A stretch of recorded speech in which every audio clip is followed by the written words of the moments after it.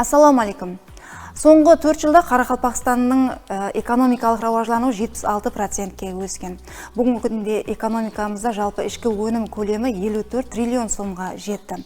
Сырт ел инвестицияларын алып келу соңғы 5 жылда Қарақалпақстанда 800 есеге артқан. Сондай-ақ ірі слеп шығарушы карханалар 18-ден 34-ке көбейген.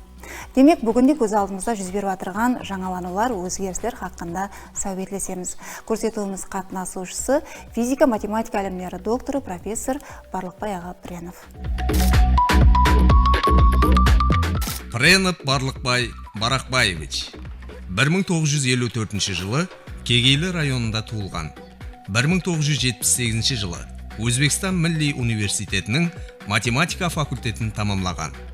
1987 жылы математикалық анализ қанегейлігі бойынша кандидатлық.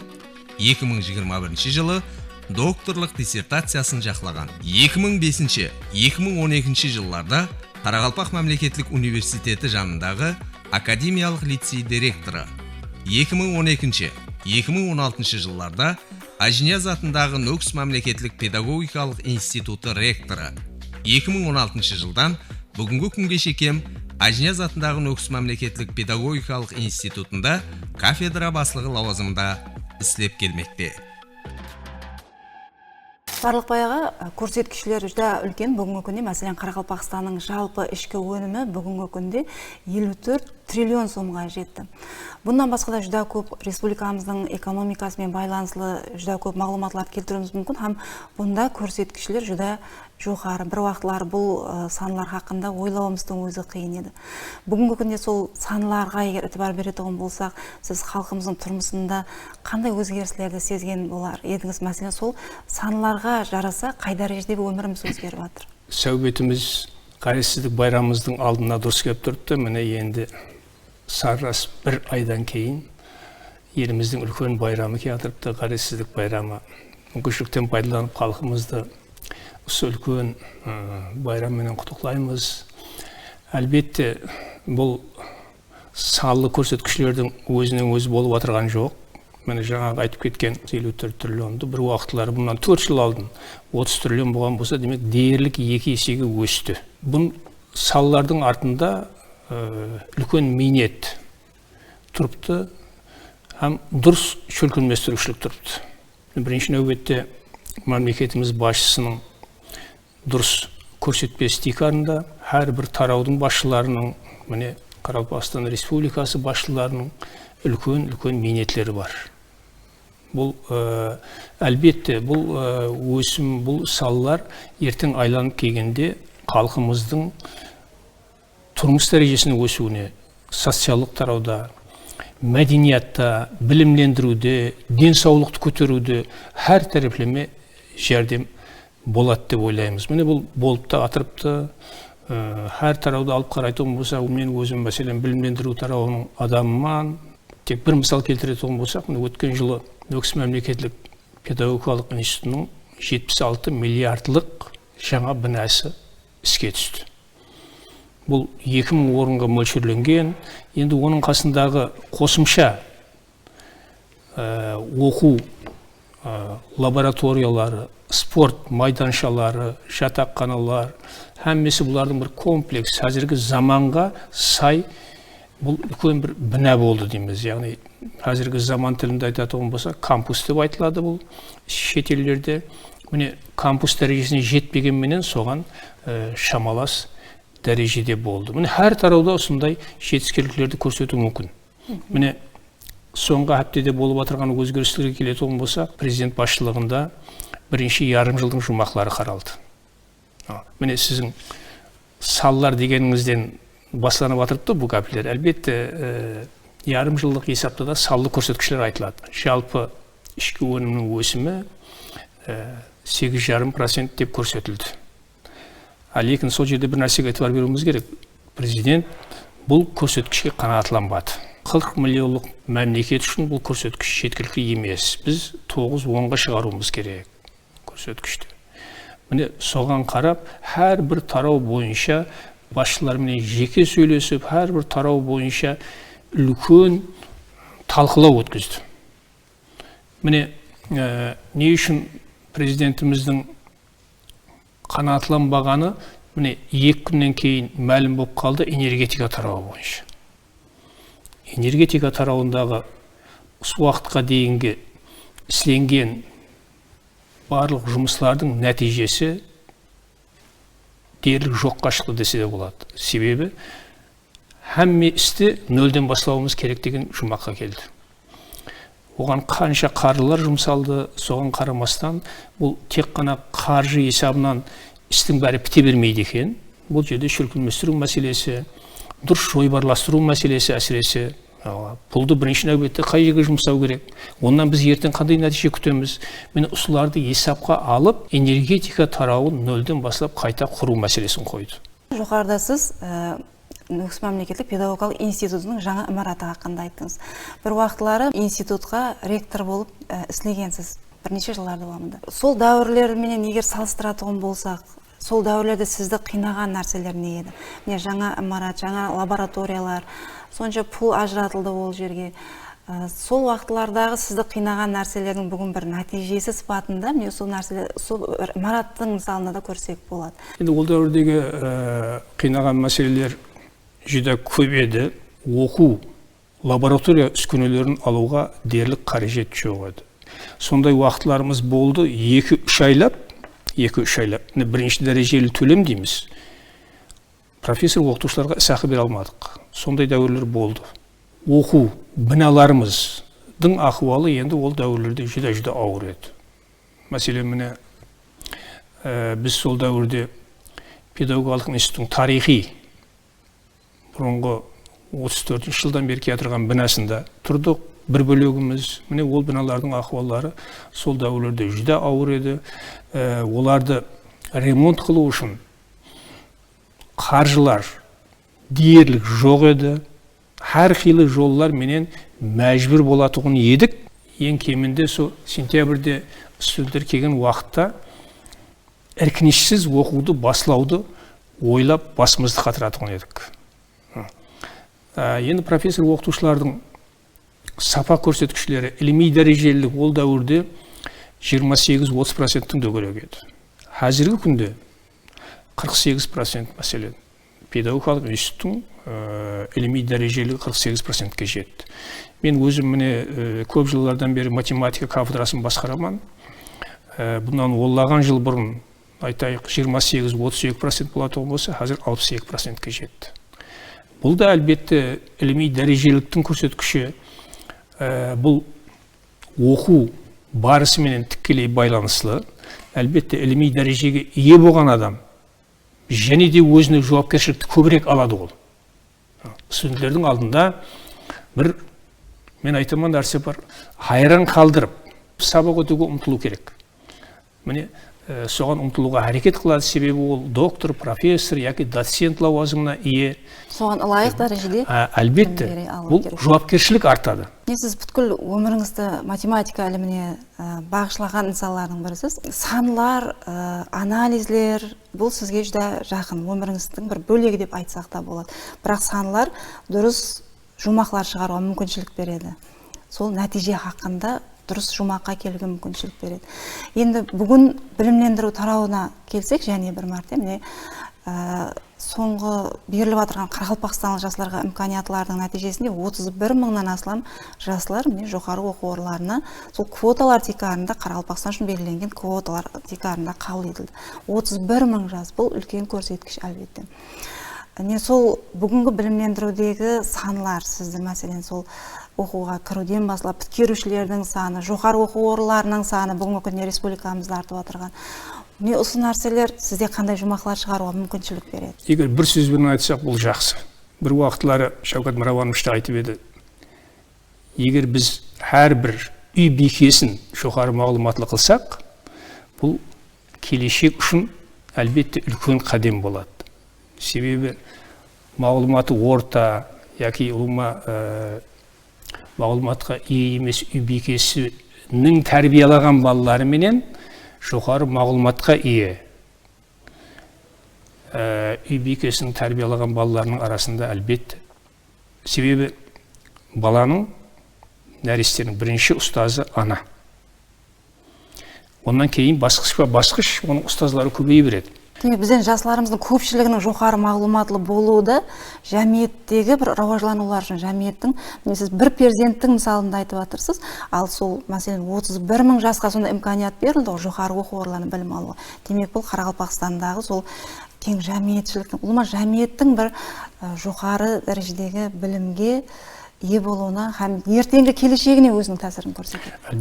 Әлбетте тигізеді. Себебі міне тарихқа назар салатын болсақ, мұндай мемлекеттер көп. Азия, Еуропа бір уақытлары, Америка, міне Япония мәселен, жүдә бір жер асты байлықтарына, басқа байлықтарға ие болмастан білімге еті барды. Білімді көтеру нәтижесінде сондай дәрежеге ересіп, қазір міне дүниядағы Япония бестікке кіреді мәселен. 120 миллион халқы бар, бестікке кіреді. Лекін қарайтын болсаңыз, ол жерде бір мәселен араб мемлекеттерінде нефт, яғы газ, алтын, ондай бір жүдә асып жатырған еш нәрсесі жоқ. Тек қана өздерінің дұрыс бағдар алып минеткешлігі һәм дұрыс білімі нәтижесінде осындайға ерісіп отырыпты. Бұндай мысалдар көп. Сингапур мәселен. Енді осы жерде бір нәрсеге айтып беруіміз керек. Президентіміз де бұны айтып кетті. Коррупция мәселесі. Міне Сингапур деген уақытта менің ядыма түсіп кетті. Сингапур коррупцияны дерлік жоқ қылған, ұлыма жоқ қылып болмайды коррупцияны. Ешбір мемлекет 100% жоқ қыла алмайды. Лекін дүниядағы ең коррупциясы аз мемлекеттердің бірі Сингапур. Оның уақытында Ю Ли деген премьер-министрі болған, әфуай балықшылықпен шұғылданатын кішкене мемлекетті әзір мінекей дүниядағы ең рауажланған мемлекеттер қатарына қосты. Сізді не нәрселер қуандырады? Бүгінгі білімлендірудегі істелініп жатырған жұмыстарды егер анализ ететін болсақ, сізді қуандыратын тәрелер? Қуандыратын тәрелер әлбетте бұл бірінші нәубетте материалдық техникалық базаға әтібардың күшеюі. Мен өзімнің басымнан кешіретін болсам, міне жақынға дейін біздің кафедрамыз негізінде ондай жоғары оқу орынлары үшін мөлшерленбеген бина еді. Демек, оған мөлшерленбеген болғаннан кейін әлбетте көп қиыншылықтар тудыратын еді. Бұл ысту системасы, басқа системалар. Көпшілік жоғары оқу орындарында сол жоғары оқу орны үшін мөлшерленген биналарда. Бұның әлбетте бұның медициналық жағы бар, бұның технологиялық жағы бар. Соған мөлшерленбеген болса, осы мәселелерде жүдә қиын болады. Екінші мәселе бұл оқу әдебиетлары, оқу ресурстарымен тәминленгендік. Бұл әдеуір жақсы болып қалды. Үшінші мәселе міне профессор оқытушылардың білім дәрежесінің өсуі. Яғни рауажланған мемлекеттермен байланыстың күшеюі. Ол жерде оқып білім алып, іліми дәрежеге ие болып келіп отырған оқытушылардың көбеюі. Міне айтайық, Германияда, Америкада, Россияның жетекші университеттерінде білім алып келіп, біздің арамызға араласып отырғаны. Міне мен үш нәрсені бірінші орынға қояр едім.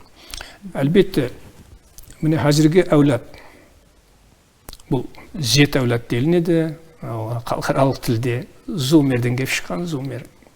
Демек, әфуай тілімен айтатын болса, олар интернетте тәрбиеланған әулет. Бұл өткен ғасырдың 90-шы жылдарынан басталады, егер халықаралық алатын болсақ. Міне бұл да өзінің тәсірін әлбетте көрсетеді. Міне бүгінгі күнде жасалма интеллект мәселесі. Сізде бұл тарауға жақынсыз, міне информатика тарауы сізге жүдә жақын. Сонымен бірге Қарақалпақстанда да міне жасалма интеллектті рауажландыру, саны технологияларды рауажландыру, сондай-ақ міне майнинг зона жөрпелместіреміз, криптовалютаменен байланысылар мәселесінде де міне жаңа қадемлер қойылып жатыр. Қарақалпақстанда бұл хатте сол орайлық Азияда да бір жаңа жөнеліс деп айтсақ болады. Ол ма бүгінгі күнде сол компьютер технологиялармен байланысты болған рауажлану басқышларымыз хақында қандай пікірлер айтасыз? Бір уақытлары президентіміз тапсырма қойды, миллион компьютер программасын түзушілерді таярлау мәселесін қойды. Бұл әлбетте зәрур. Қазіргі дәуірде жасалма интеллектке келетін болсақ, Бұл енді әзір сондай дәрежеде рауажданып жатырыпты. Көпшілік мемлекетлер бұны олардың берген мағлұматларын қайта іслеп үлгере алмай жатырыпты.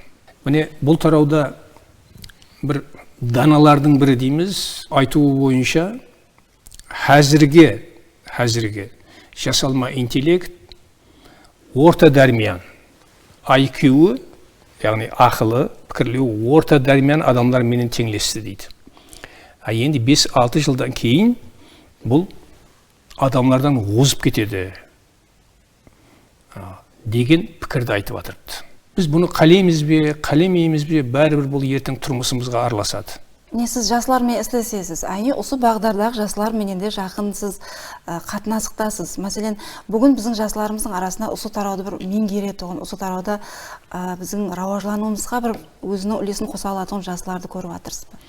Әлбетте бар. Бүткіл дүниялық статистика қарайтын болсақ, әрбір халықтан 5-8% бұл тума талант иесі болады. 10%-ке дейін тума талант. Демек, қандай да бір тарауға оқуы бар. Мәселен, бұрылар айтатын еді, қалеген совет педагогикасы дәуірінде бұл бала туылған уақытта ақ қағаздай болады, қандай тәрбиелесең, математиканы жақсы тәрбиелесең, математик болып шығады, химиядан. Енді кейінгі уақытлары олай емес деп жатыр. Бәрібір адамның генінде қандай да бір тарауға ұқыптылық бар. Басқа тарауларға қарағанда көбірек болады екен. Мәселен, математик, әрбір студентті математик емаса, әрбір оқушыны математик қыла алмаймыз. Қанша ұрынған менен де, себебі математикамен шұғылдану үшін ықылас болу керек. Міне қазіргі тілде айтатын болса, мотивация болу керек. Міне сондай адамдар ғана математикадан белгілі дәрежеде жеңіске ерісі алады. Міне жасалма интеллекті де сондай. Егер біз ақиқаттан да осы баланың не үшін миллион деп атырыпты? Әлбетте миллионның барлығы сондай танылтылып шықпайды. Лекін қанша көп адамды біз бағдарласақ, тәрбиеласақ, соның ішінен шығу мүмкіншілігі көбірек болады. Міне әзірге заман талабына сай компьютерлер үшін әзірге бар программаларды және де жоғары рауажландыратұғын дәрежеде программалар түзу. Президент дұрыс мәселе қойып жатыр. Енді Қарақалпақстанда соңғы жаңалықтарға келсек, және міне мағлұматларға қарасақ, соңғы 5 жылдың ішінде, мәселен, ірі іслеп шығарушы карханалардың саны 18-ден 34-ге көбейген. Бір уақытлар бұндан бір 10 жыл алдын Қарақалпақстанда тек қана іслеп шығарушы ірі кархана бұл Қоңырат сода заводы еді. Ондан соң Үстірт газ-химия комплексі іске түсті. Міне кеше ғана, міне өткен бір 2 аптаның ішінде алтын завод іске түсіп басылады Қарақалпақстанда. Бұл да біз бір уақытлар ешкімнің қиялына келмеген бір жаңалықтардан бірі деп айтсақ болады. Ол жерде 250 адам жұмыспен тәмінленіп жатыр. Соншама үйлерге дарамат кіріп барып жатыр. Ол соңғы дәуірде Қарақалпақстанның сол іслеп шығару көрсеткіштері хақында сіз қандай пікірлер айта аласыз? Әлбетте бұл қуанышлы жағдай. Телевидение арқылы оны бақылап бардым. Ондағы басқа негелердің сәубетлерін естім. Бұл әлбетте қуанышлы жағдай. Қытай компаниясының бізде алтын істеп шығаруы, яғни өзіміздің таулы жыныстардан, таулы руда дейді мәселен.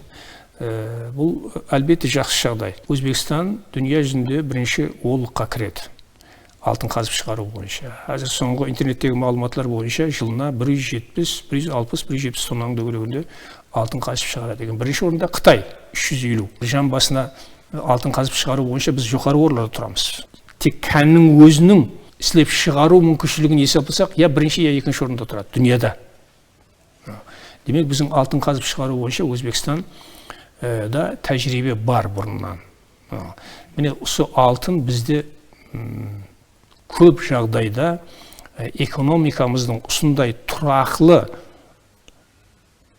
рауажлануында үлкен тәсірі бар.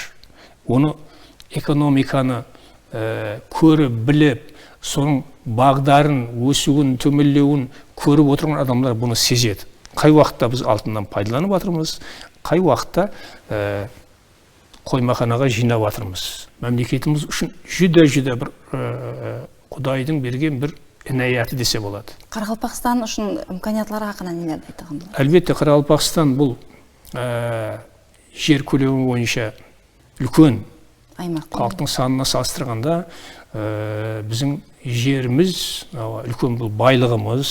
Міне үстірт кеңістігінің өзі қанша, Қызылқұм мына жағында қанша. Бәрібір ертеме кеш пе, бағана айтқанымыздай технологияның рауажлануыменен қазылма байлықтар әлбетте табылады. Дүние жүзіне қарасаңыз, нефт қай жерлерден көбірек шығады? Әлбетте теңіз, океанның жағаларынан. Бұрын теңіз, океан болған жерлерден көбірек шығады. Каспий теңізінің бойы, Жерорта теңізі, ар жағы, Қызыл теңіз, міне араб мемлекеттерінің қазір байып атқаны, газ да сондай. Соның үшін бізде бұл жағынан табиғаттың берген қолайлықтары бар. Конституциямыз жаңаланғанда, конституциямызға кіргізілді Өзбекстан социал мемлекет сипатында. Социалдық қорғау ең текара мәселелердің біріне айланды. Бұл іләж Қарақалпақстанда Өзбекстанның басқа аймақларымен салыстырғанда да және де көбірек 2 есе көлемде деп айтсақ болады, әмелге асырылмақта. Мәселен, міне министрлер кабинетінің 52-ші қарары бар. Бұлда сол біздерде үй жай мәселесінде машқаласы бар үйлерді сол шиферлап беру, үйлер құрып беру мәселесі белгіленген еді. Бұл тоқтаусыз әмелге асырылмақта. Һәм егер бүгінгі күнге шейін істелген жұмыстарды егер көрсек, 17 мыңнан астам үйлердің сол шиферланып берілгенлігі, яки болмаса 400-ден астам сол үй жайы жоқ болған, социал қорғауға мұқтаж болған бұқараларымыздың үйлері салып берілген, жаңадан салып берілген. Олма, сіздің көзқарасыңызда бүгінгі күнде сол социалдық қорғау қай дәрежеде өзінің нәтижесін беріп жатыр? Халқымыздың тұрмыс шариғатында, өмірінде бір өзгерістер сезіп жатырсыз ба? Президентіміздің басламасы тикарында болған жағдай болды. Яғни Қарақалпақстанға барлық вилаяттың хакімдерін Ташкент қаласының, Самарқан жинап, мінекей осы жерде Қарақалпақстан Республикасының социалдық, экономикалық жағдайын көтеру бойынша мәселе қойды. Міне оларға үлкен миннеттаршылық білдіруіміз керек. Өзбекстан көлемінде 5%-ның дөгерегінде кембағалдық бар. Бұл тек Қарақалпақстанда емес. Лекін соған қарамастан бізге сондай жәрдем беріп отырды. Міне менің ауылым Көкшел, Еркіндария Макан Бұқаралар кеңесіне қарайды. Кішкене ауыл, сол жерде бір 30-лаған қожалық болу керек. Мен хайран қалғаным, 12 қожалықтың үйін шифрлап берген. Елеге дейін дауам етіп отырды. 35 жыл өтті. Міне соңғы 9 жылдағы рауажлануды жүда тез пәтлермен рауажлану деп айтсақ болады. Бүгінгі Қарақалпақстандағы қайсы өзгерістер мәселесінде сіз толып тасып айтқан болар едіңіз бүгін? Енді қайсы тарауды алсаңыз да, бұл жерде әлбетте 17-ші жылдан бер жағында үлкен рауажлану болды. Бір мысал бұған ретінде айтуымыз мүмкін, президентіміз Бішкекте, Ысықкөлде болды. Сондай дәуірлерді біздер білеміз да, қаресіздік басланғаннан кейін сондай дәуірлер болды. Әтте бұрын шекара жоқ. Біз өзіміздің жақын қоңсылар, туысқан халықтар менен сондай шекараларды құруға әрекет қылдық, сондай диуалларды салуға. Бұл әлбетте жаман болды. Міне Шавкат Мироманович келгеннен бастап бұл шекаралардың бәрін бұзуға әрекет қылды. Міне күні кеше Қырғызстан Республикасы менен ауқамлық қатынаслар хақында шартнама түзілді. Ауқамлық қатынас. Ауқам емес, ауқам болса союз болады ол. Енді соған жақын қатынас хақында шартнама түзілді. Бұл бір-біреуді қолдап қуатлау. Тәжікстанда Рағун гесі бар. Міне Рағун гесі бойынша қанша екі мемлекет ортасында көп келіспеушіліктер болды. Енді не жатырмыз? Енді бірге құрайық деп жатырмыз соны. Міне Қамбар-Ата гесі бар Қырғызстанда, Нарын дариясының бойында. Бұл Ферғанадан 100 километр жерде болған. Кеше президенттің міне бүгін шықты, туырдан туыры олардың министріне сол тараудағы бұны тездетің деп жатыр. Бірге құрайық, бірге пайдаланайық. Азия мемлекеттерінің ортасында тұйық электр энергиясының тұйық системасын пайда ету мәселесі қойылып жатыр. Тек Қырғыз Республикасы менен ғана қатынас емес, бұл Қытай менен байланысты. Дүния базарына шығу имканиятларынан. Дұрыс ярдыма салдыңыз. Міне сол жердегі және бір мега жойбардың бірі Қытай, Қырғызстан, Өзбекстан темір жолы. Міне президенттің өзі айтып кетті кеше, міне осы екі жойбар үшін мен өзімнің қадағалауымда болады. Бұны іске қоссақ, әлбетте туырдан туыры Қытайдан шыққан өнімдер бізге келетұғын дәрежеде болады. Бұлардың әңгімесі осы жердегі халықтың ең бірінші кезекте жасау жағдайын жақсылау. Міне ертең байрам жақындасып тұрыпты. Бұл лажылардың бүгін ерсіліп атырған нәтижелердің әңгімесінің екінші бір тарапында үлкен минет, үлкен басшылық жатырыпты.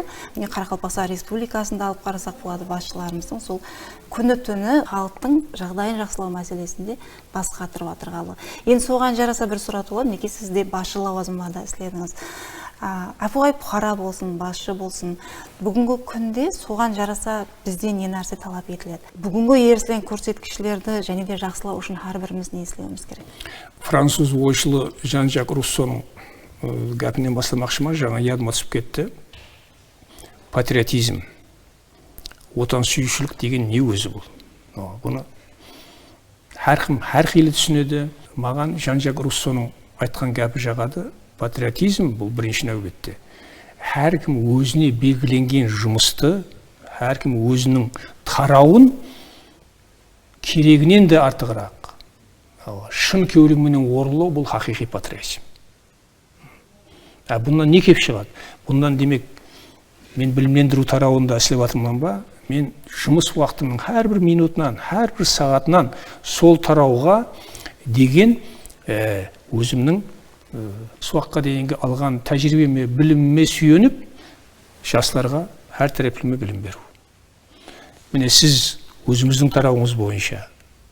Біз әлбетте осындай жолменен ғана президентіміздің міне жаңа ядымызға сап кеттіңіз, республика басшыларының міне Аманбай Тілеубаевичтің жұмыс басталған уақытынан білеміз, ұшырасуларында болдық.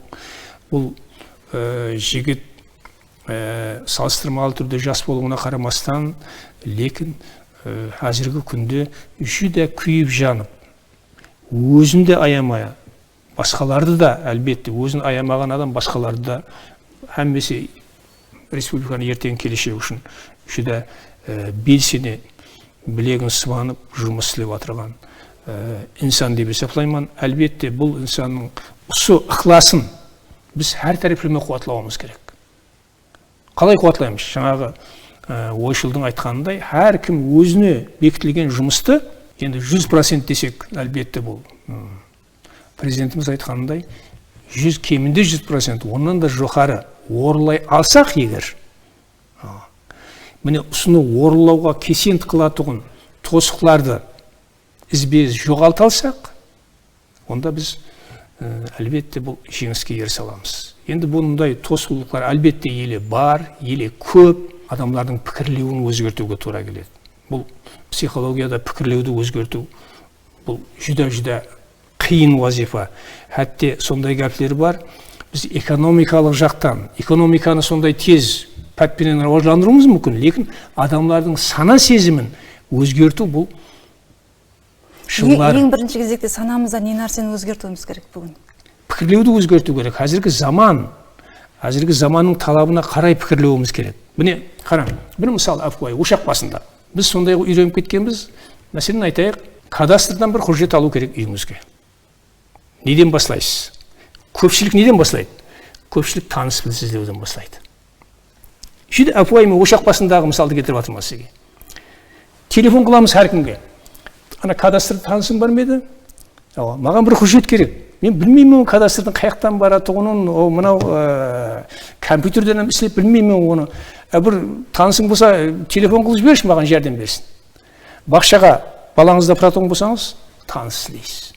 Қараң біздің басымызға кіріп қалған. Европаның, олар оны түсінбейді Европада. Әне Европаның пікірлеуі. Олар түсінбейді, олардың барлығы низам бойынша. Демек, компьютерден табу керек пе? Гауызды ашу керек пе? Ашады. Көреді. Міне соған жазылып қояды да, күтейіп отырады телефонды. Бізде оны істемейміз. Қараң, біздің басымызға сондай сіңіп қалған, елі сол пікірлерден басым көпшілігіміз сол пікірде жүрміз. Өзіміздің тұрмысымызды өзіміз құрамыз, өзіміз алға ілгерілетеміз. Бағытымыз дұрыс, тек алға баса беруіміз керек болған. Біз жаңағы айтқанымыздай, міне Алмай Тілеубаевтың істеп отырғанына, онан жоғарыда отырған президенттің істеп отырған жұмысларына қол қанат болып, өзіміздің қолымыздан келетін жұмысларды әлбетте жаңағы айтқанымыздай патриотизм, патриотлық бұл керек әмме жерде. Егер жақсы қанеге болып және патриот болсаң, ол адамнан жақсы нәтиже шығады. Барлық бая, сізге пікірлер, мағлұматлар үшін minnettarchilik білдіреміз. Ойлаймын, сізбен болған сәубетімізден де жүдә көп бұқараларымыз өзлеріне дұрыс жұмақлар шығара алады, өздеріне керекли болған мағлұматларды ала алады. Үлкен сәненің алдында тұрмыз, байраммен құттықтаймыз. Бүткіл халқымызды да міне жақыласып қалған ғаресіздігіміздің 35 жылығымен және бір мәрте құттықтап қоямыз. Бұл халқымыздың бүгінгіден де жақсырақ, бүгінгіден де абат күндері үшін қызмет ететін жаңаланулар болады деп сенеміз. Және көріскенше.